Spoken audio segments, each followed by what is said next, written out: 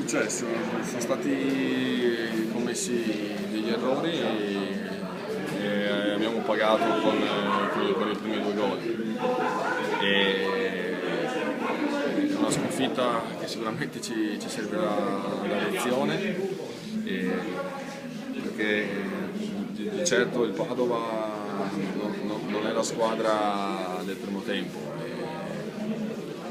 È stata una partita negativa per noi e c'è poco da dire in questi casi. Sono stati presi 3 gol e non deve più succedere, bisogna capire bene gli errori che sono stati fatti, perché non bisogna più commetterli.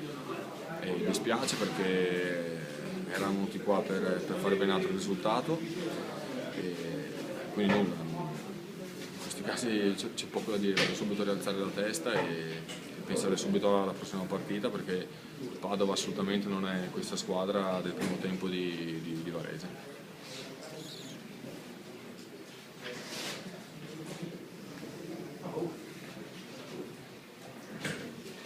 In occasione del primo gol abbiamo visto che ti sei subito girato verso Renzetti perché credevi che coprisse lui, oppure c'è stato diciamo che sul cross non vi siete capiti cosa è successo? No, non è che mi sono girato verso Checo per dire che era stata colpa sua, anzi c'è stata una mancanza di comunicazione che ha fatto sì che abbiamo preso gol. Ripeto, queste cose qui era quello a cui mi riferivo prima, che certi errori io per primo non bisogna commetterli, perché passare in svantaggio dopo poco, adesso non so bene a che minuto abbiamo preso il primo gol, 17° minuto sicuramente, cambia la partita. Il mio riferimento era questo: certi gol noi non bisogna prenderli perché stiamo lavorando moltissimo dal punto di vista difensivo, sui cross, sul posizionamento in aria. Sicuramente sono stati commessi degli errori, ripeto, io per primo si poteva e si doveva fare meglio.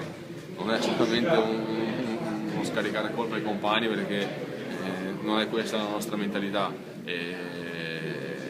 La nostra forza fino adesso è stata anche la comunicazione in campo, il gioco di squadra, e oggi non è stato questo per diversi momenti della partita. Il progresso rammarico è quello, perché ci sta una sconfitta, voglio dire, non è che siamo una squadra che deve ammazzare il campionato e possiamo perdere, però ci sono sconfitte e sconfitte oggi, e per come è venuta non ci doveva essere, perché ripeto, sono stati fatti errori individuali o di reparto che non siamo abituati a fare.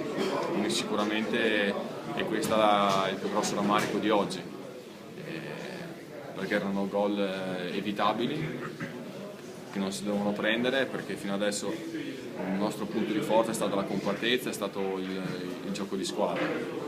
Oggi purtroppo non è andata così, non bisogna farne assolutamente un dramma, anzi